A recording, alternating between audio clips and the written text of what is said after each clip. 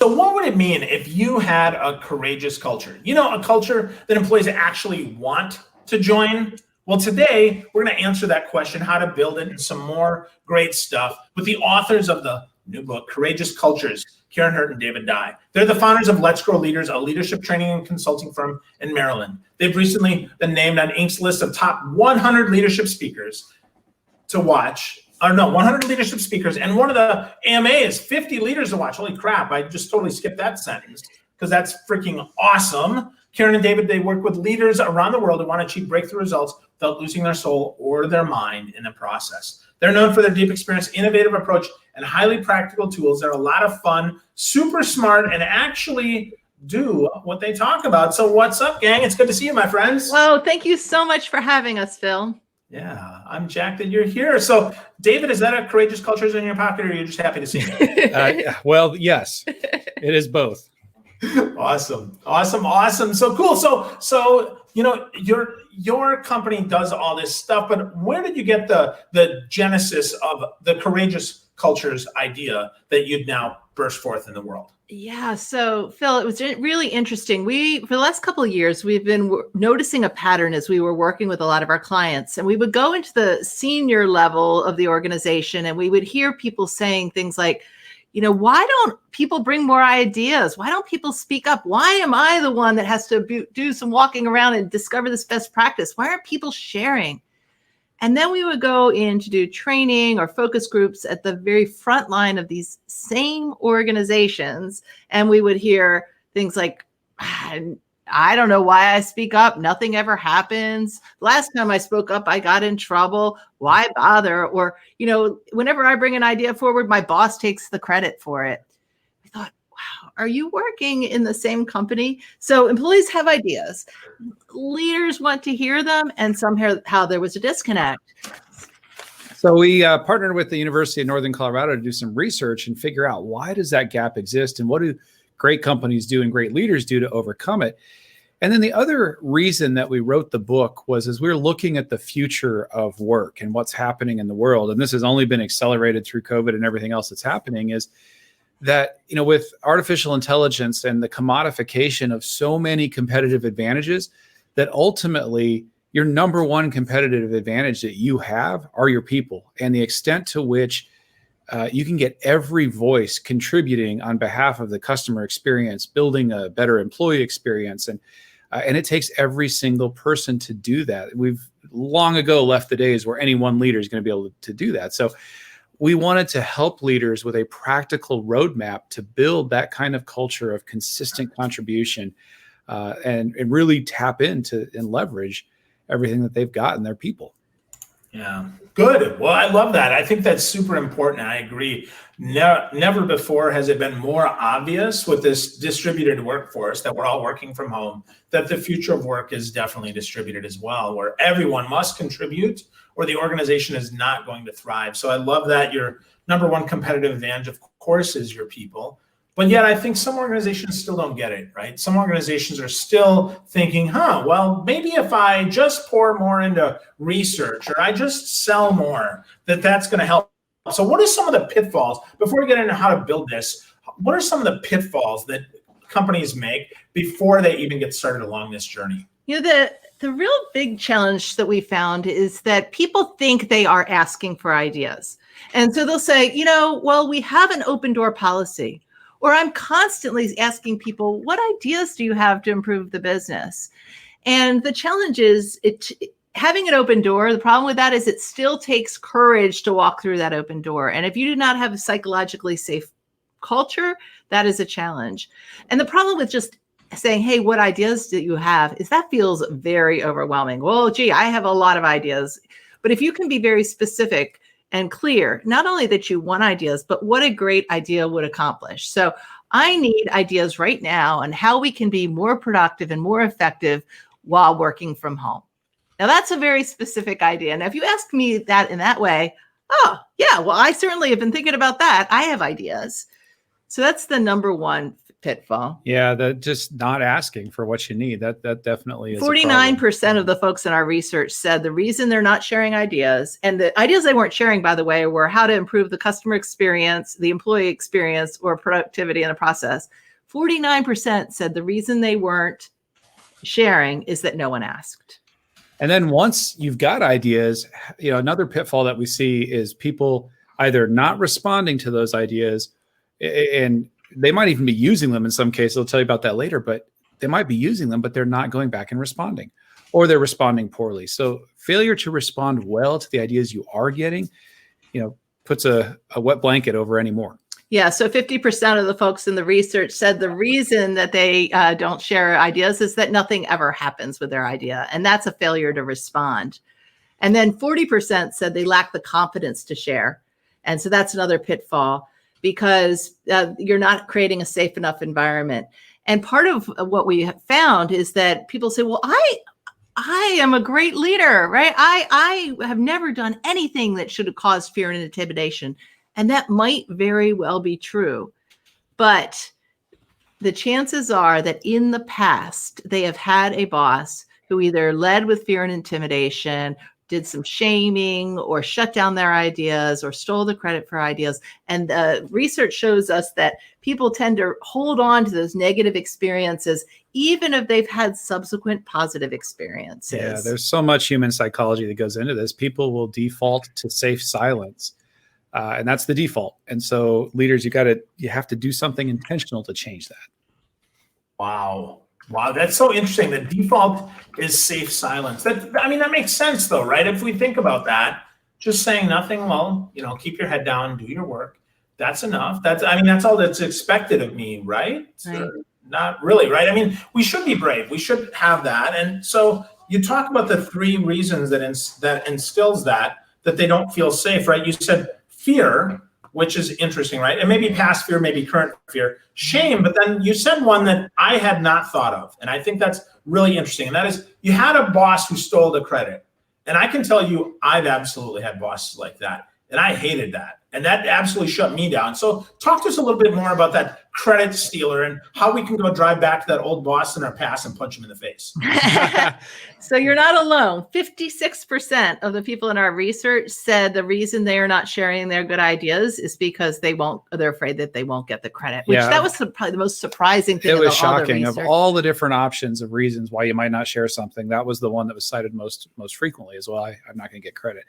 And so as a leader, being aware of that tendency is there. And, you're not going to be able to go back and punch your credit stealing boss in the face, unfortunately. But as a leader, how do you change that dynamic? How do you ensure that that's happening? And so, we give leaders really practical ways to go about that and prevent that from happening, because it is definitely in our psyche that it's a fear that it's going to happen. Sure. Well, of course. That makes sense, right? That means that our idea got stolen, it got implemented. I didn't get the credit, which means I got to work even harder to overcome that. So let's get practical here. Yep. And David, let's actually break this down. How do we create that courageous culture? Like, what's the first step in creating that courageous culture? Yeah. So the very first step is start with clarity, and being clear about 2 things. One is that you absolutely really want their ideas. And 2, clarity about what a good idea would accomplish. So this is where you get very specific about, hey, we need ideas in this arena. So we're working with a team right now, and so he wants to create a courageous culture. I'm saying, well, don't just say you want ideas. Give me 5 areas that you really want ideas. And so he's given us, one of the areas is around diversity and inclusion and really getting people's best thinking on that.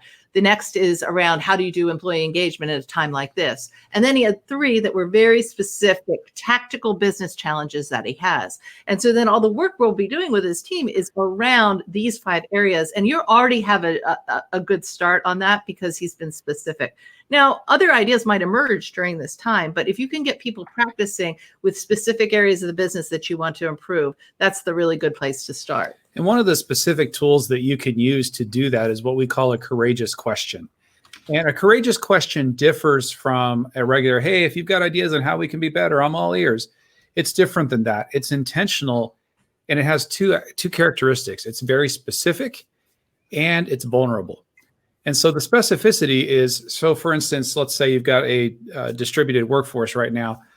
We need every idea on how we can improve employee engagement with a distributed workforce. So how we can be more engaging, how we can maintain our culture, how we can create that energy. And we've had a number of clients that's top of mind, which is why that question would be asked. But the other aspect of a courageous question is that it's vulnerable. It assumes improvement is possible. So it's not, hey, if you think improvement is possible, then have the courage to come and talk to me and make your case. No. It's, as a leader, I'm assuming improvement is possible. And I'd like you to share your thoughts on how we can get there. Yeah. So for example, we talk with Don Yeager in the book, and he's the COO at Mural Consulting, and he goes out regularly and says, what are our policies that suck? And so that's vulnerable, right? I assume we have policies that are ticking off our customers. So what are they? Right? And so that creates for a very easy conversation. Or you could say, what is one thing that's ticking off our customers? Well, we all have one idea. And then once somebody says that idea, then you could say, thank you. What else? And now you have a dialogue. Where is one area in our organization right now that we can improve our approach to racial equity?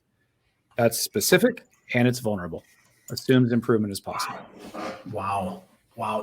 That's a different way of thinking about vulnerability than we normally think about with our leaders. Often we're expecting them to be vulnerable and they're concerned because it feels like incompetence, right? Hey, I screwed this up or this didn't go well. So where did you get this definition of vulnerability? Because it's new to me and I can't imagine anybody listening that it isn't new to them as well. We talk in the book about navigating the narrative. And the idea here, we know that you're friends with Seth Godin. You've had him on the show before. He has our favorite definition of culture, is that people like us do things like this. So in a courageous culture, if people like us are showing up and speaking up on behalf of the customer and on behalf of the employee experience, and that's the norm, then it's a paradox. It takes less courage for everyone to do that if it's happening. But someone has to go first. And that's where leadership comes in. And so one of the things that we invite leaders to do is to think about their own experiences and the places where they have had courage. We're fond of asking leaders, what's your most courageous act in your career? And we'll ask, when we speak at conferences or online or wherever we might be engaging, to ask them that and hear what they say. And it's funny, you watch what happens when people do that. They smile, they sit up straighter, they tap into that and go, okay, I can do this. I can lead with courage in this moment. Because here's the thing, your people are never going to speak up if they can't see you doing it. If you're leading a team or a company and you're not advocating on behalf of your employees or your customers or talking to your boss or your board or whoever it is with confidence, you set the tone. So they're not going to follow if that's not happening. Awesome. I love that. That does take vulnerability. That does take courage. And that does take intentionality. We have to be, we have to do that on purpose. That doesn't happen accidentally. So we have that great culture, right? We're getting there. We ask those courageous questions, really important. The leader goes first.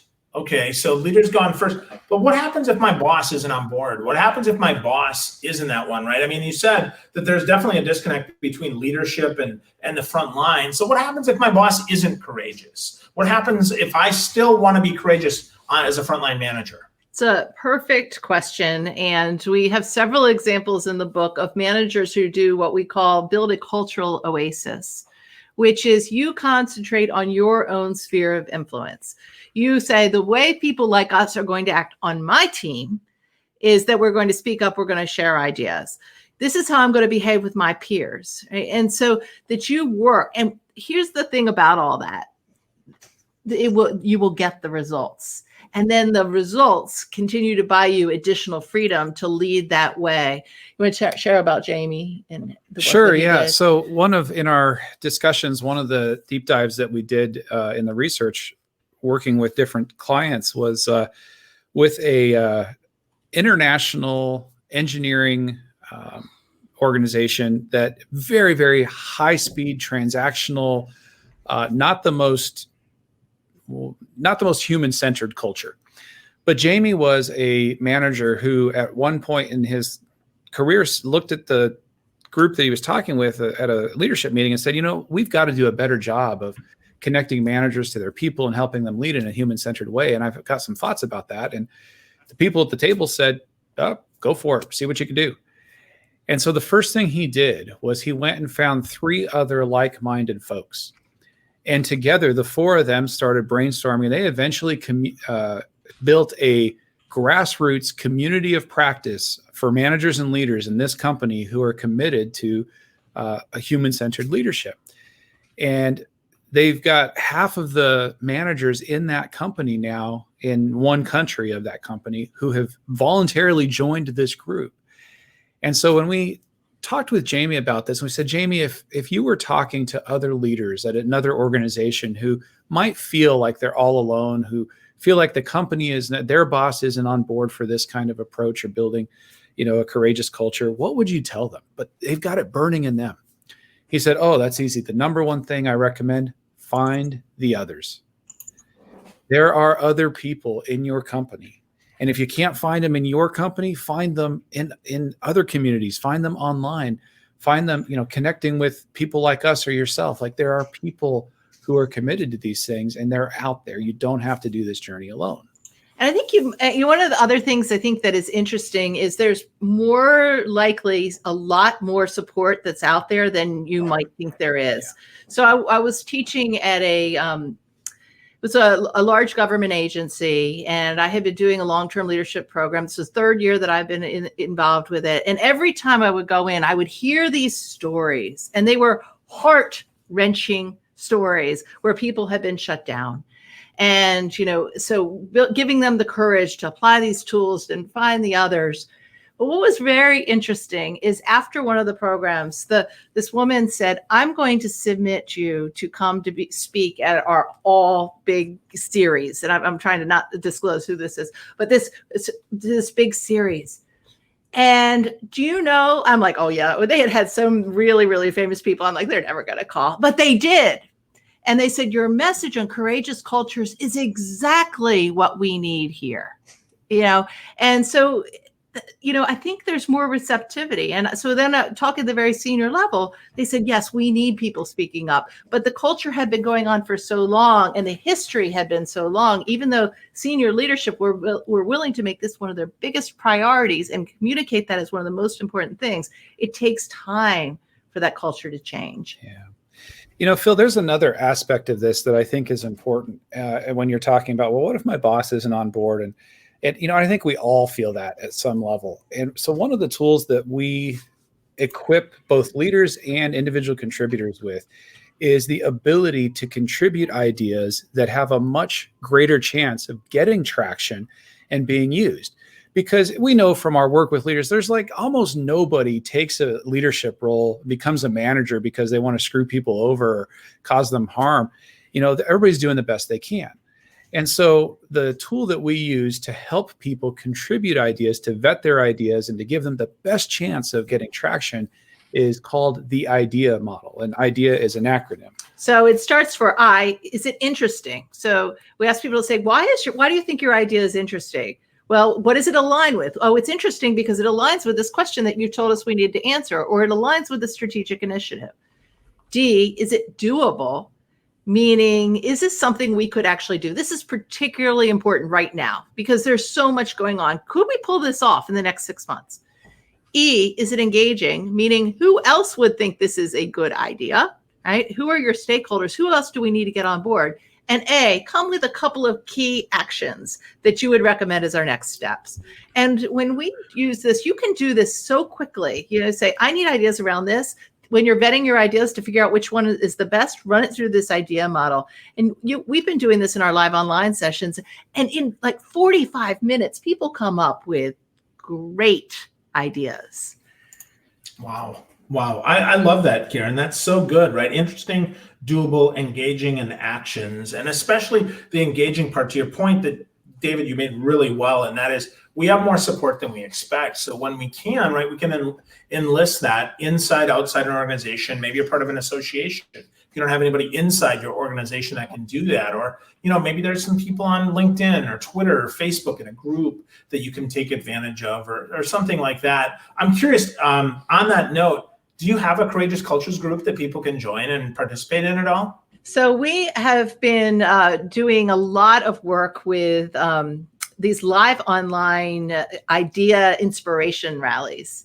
And we have another one coming. And so we've been doing them with associations. We've been doing them with companies. And got a public one that and we have everybody can join. On July 23rd at 1 Eastern. And you can come and we'll share with you some of these really practical tools and help you figure out some ideas that are emerging from this crisis right now that you could immediately apply. Awesome. Cool. So, well, where do they get that, Karin, before I go on with So questions? if you go to our website, courageousculturesbook.com, all the information is there. Oh, cool. Okay, good. I'll make sure that I share a link to that. So Great. That really wasn't a setup. I really didn't know. So honest. So that's interesting. So very cool. Okay, fantastic. So good. So lots of stuff there. Good. Let's keep going here. I've just got a couple more questions that I want to talk about. And I think some of this has to have a little bit of definition here. When you talk about building courageous teams, you've got some different groups here. You've got three big ones. You've got a micro innovator, a problem solver, and a customer advocate. So David, if you can start, tell me about the micro innovator. What does that mean? And then Karin, I'm going to go to you, and then either one of you can take the Sure thing. Advocate. When we think about innovation, so often you think about a senior executive doing a massive blue ocean strategy. What's the big, huge innovation that nobody's doing? It's going to be the game changer for our industry or business.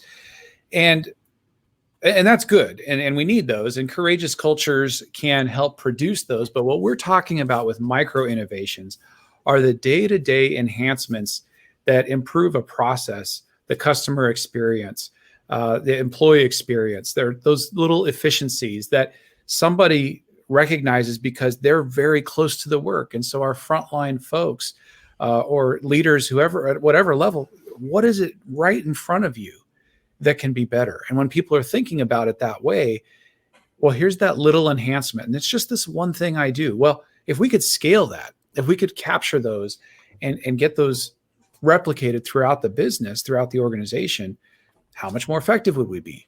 How much more valued is the person feeling now that they know that their innovations matter and that it was valuable enough to get it? And then how much better is everybody off because they're benefiting from that micro innovation themselves? Yeah. And so when you think about problem solvers, this is where you're teaching your team to answer the question, how can we? And so you're bringing to them very tactical, practical business challenges and say, how can we?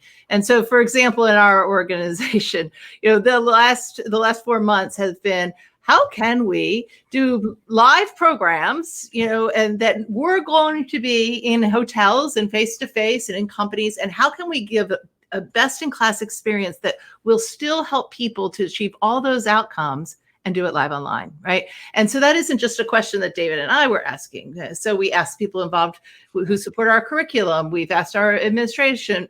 All the people on our team have been coming together asking those how can we questions, which because of all of that, that's what enabled us to do the fast pivot. And so right now, there's so many how can we questions.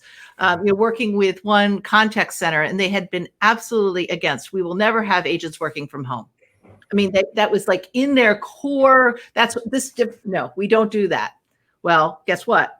They had to do it, and they had to do it fast. And they made a pivot in 5 days, asking that question: how can we have the security that made us nervous? How can we have the responsiveness? How can we ensure quality? How can we deal with the schedules when people still have the kids running around, right? And they have not only survived, they have grown their business during that time, which now, of course, is going to completely shift their approach to, even if there was a vaccine and they could all go back, their model will never be 100% back in the office.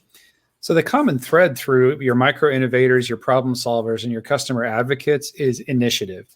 It's people see these things and they take initiative. And so customer advocacy is the same thing, is speaking up on behalf of the customer experience and looking for how we go about improving that. And so, there are so many different aspects where this is vital right now for companies and businesses and nonprofits and educational institutions who are trying to figure out, okay, the world is different. We can't serve our customers the way we used to. How can we question, how can we continue to contribute our value to our customers? And so that question is more important right now than maybe it's ever been before in contemporary history. Yeah, let me give you a good example of customer advocates. This is my favorite example in the book, probably because it's from my sister. But so Jill is a director of rehab at WellSpan Hospital. And she said, Karin, I think we do what you're talking about. And I said, well, what do you do? And she says, so when we have a big strategic decision to make, we always designate one person in the meeting to act only on and think only on behalf of the patient. And so she said, for example, we were implementing a new scheduling system, and the idea was to make the scheduling transparent so that, like, if her team was going in to do rehab, but somebody else was going in to do testing, neither one of them would find an empty room. They always knew where the patients were. And so that would increase productivity. So they're talking about implementing this, and the guy who was acting on the behalf of the patient in this meeting raised his hand. And he said, I want to know my schedule too. And she said, they all went, oh no, right? This is a hospital. Things change all the time. This is good. He said, no, I get it. Get it. This is a hospital. There's going to be emergencies. But even if it's 80% correct, I already have cancer. I'm feeling out of control. This would give me a sense of control. I would know when it would be best for my wife to be here and when she doesn't have to be here, so she doesn't have to feel like she's here all the time. And she said they took that advice. So that's the patient's perspective, the customer advocate, right? And she said it's not perfect, but it has significantly increased their patient satisfaction scores. Wow, that's interesting, right? That intentionality of putting one person in that position to see it from the customer's point of view, instead of making everybody do that, which we'd hope that they would, but that means nobody does, right? It's like when you send an email to 178 people and nobody replies, except for those two jokers who reply all and say, take me off the list. Right? Those are people we don't like, right? But yeah, so that's really interesting. I like that intentionality of doing that. And that definitely takes customer focus, and that definitely takes that advocacy piece, and it takes, to your word, initiative.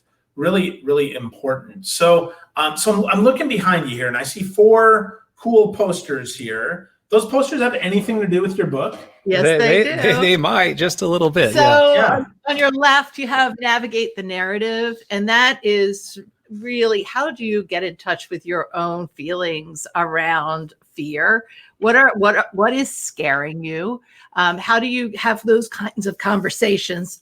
And how do you tap into your past moments of courage to give you more courage for the future? And we've got Cultivate Curiosity, which gets at what we were mentioning earlier around asking courageous questions and the patient perspective and all the different ideas of how you surface and how you draw in the ideas from every member of your team or organization. And Galvanizing the Genius is all about building an infrastructure for courage. So how are you recruiting? How are you bringing people in? What are you doing in your onboarding? How are you rewarding? How are you tying in micro innovation and recognition into your performance management process? And then all the communication techniques that go with it. Because one of the challenges you'll hear sometimes in organizations is, oh, I've got too many ideas and it's crazy, it's chaos. Well, one of the things that we discovered is that when you're building a courageous culture, there is what we call an elegant dance between clarity and curiosity. And so we recommend organizations start where they aren't. So if you've got a high clarity organization, it's time to introduce some curiosity and get curious and start asking these questions. But if you've got a high curiosity culture, you may need some clarity, and then galvanizing the genius and getting your systems and your communications and the way that you're implementing those things rolled out is going to help. And then that leads into the art of accountability, which is in any organization, your ability to feel safe and feel productive is a direct function of the degree to which trust exists, performance exists, and accountability factors into all those things. Can we rely on one another to keep our word? Is this a safe environment where we're not tolerating any of the toxic courage crushers, any of the harassment, or any of those kinds of things that are just non-starters? You can't build a courageous culture if you're tolerating any of that. So these are just a few of the elements that help contribute to a courageous culture. We've got more posters. That's just 4 of them. Cool. That's awesome. That's really cool. So do you have them in PDF or something on the website here at Courageous Culture's book, or how do we Yeah, get those we'll posters? get them to you. Cool, because they are really cool. I really dig that, right? I mean, a visual representation of what's going on in the book is really helpful. I mean, we need those reminders. You said, start where you aren't, David. I think that's fascinating advice and certainly smart, right? Instead of just going full speed at what we're already good at, let's start where we're not. Let's improve that. Let's make that better. I think that's great. Your idea of vulnerability is great, right? I want your idea. Here's what it would accomplish, right? Have that clarity around that. Have those like-minded folks. So much good stuff. So if we were to add one more piece, one more nugget, Karin, first from you and then from David, one more nugget is we're either getting started or maybe if we hit a speed bump along with this, what would it be? Yeah, when in doubt, be the courageous leader that you want your boss to be. Awesome. And I'm going to go with an expanded nugget because I think that this is key to getting all of this to work. You can ask for ideas, but there's more to it than that. So we were working with a large financial institution, and they have a really robust way for soliciting employee ideas and suggestions, and hundreds of them every month. And we asked one of the executives how it was going. He said, well, it's interesting.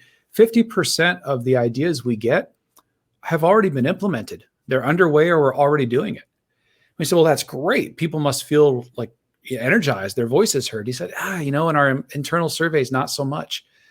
We said, well, that's interesting. So how are you going back to people and closing the circle and saying, listen, your idea was so good, we're already doing it? And he said, oh, you know what? We're not. And so if you think about the research that we already shared, how are those people now feeling? Well, I took the time to submit my idea, and here's how I think we can improve. And what did I get? Deafening silence. And so now it just reinforced they're not going to take my idea seriously. They ask, but they don't really mean it. They're stuck in their ways. And all of those negative perceptions and the psychological tendency to safe silence, all of it has been reinforced. So one of the things that we encourage and invite every leader to do is what we call respond with regard. And there are 3 specific ways that you do that. Any kind of idea you get from people, you want to maintain that momentum. You want to keep the ideas flowing. Start with gratitude, information, and invitation. And here's what it looks like in practice. So that gentleman who was getting ideas they'd already implemented, gratitude. Hey, thank you so much for contributing that idea. I'm so happy that you're thinking about how we can improve. Information. Hey, listen, that idea was so good. We're already doing it. And here's where you can learn more about that. Invitation. Listen, we have this strategic priority of improving our response time for customers. I would love to get your thinking on how we might be able to do that.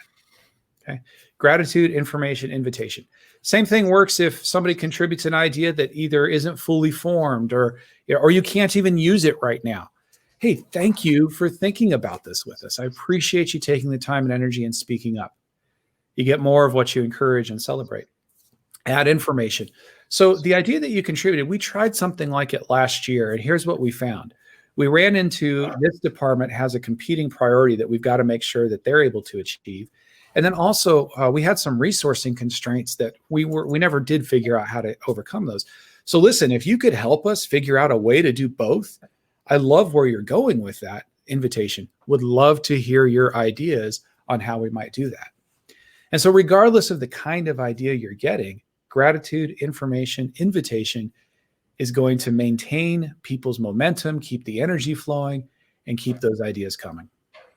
Wow. That's a great way to close us down here with the gratitude with information and invitation. That's awesome. Thank you so much for sharing that, gang. So you've got some cool bonuses with the book. It comes out at the end of July. So folks, you still have time to get in on the pre-order, which is good. So what do folks get if they go to courageousculturesbook.com? So you can, even if you don't pre-order it, you can download the first couple of chapters and the foreword by Amy Edmondson. And then as you pre-order, the bonus is we have an idea incubator guide, which is it walks you through with really practical tools to get the best ideas from your team right now. And of course, you are invited to come to our Idea Inspiration Summit on July 23rd. And so you'll learn more about how to use the book. And then once you buy the book, it also comes with an executive strategy guide that takes you through the entire process with your team so that you can read the book together and work through it and apply it. We really encourage you to stop with each chapter and use what it is you're reading and learning. You're going to get the most value out of it by doing it. Awesome. That's so good. So much good stuff there. CourageousCultureBook.com. Fantastic work. Fantastic book. Got some great comments here. We've got some stuff from Susan Robb here about leadership is situational. Have those performance conversations, right? When trust is high, productivity is high. That's great, right? Catch someone doing something right. That's great. Consuela talks about finding the others and thinks that everyone's had an idea stolen. Heck yes. So let's go. Let's stop doing that. Let's build a courageous culture. Spend some time, folks. Get a copy of the book. Karin, David, thank you so much for spending some time with us today. Thank you for having me. Bill, it's always a pleasure. Good to see you, man. Good to see you too, my friends. Thank you so much. Thank you, everyone.